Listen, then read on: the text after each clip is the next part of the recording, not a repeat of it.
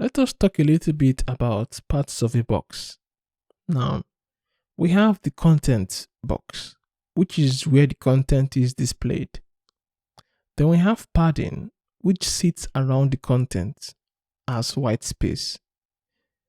We have the border that wraps the content and padding.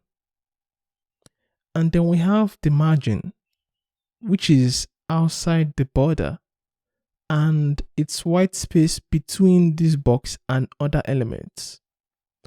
Let's look at an image that helps describe this. So we have the content area, which is in the innermost.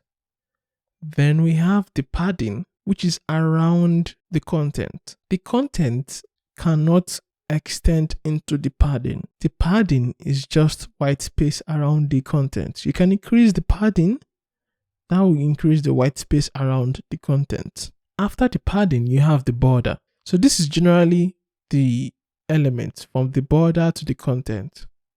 But you have margin. Margin outside is white space between these elements and other elements. So they can't cross into the margin. So you can increase the margin or reduce it. And when you increase it, you further push away other elements from this element.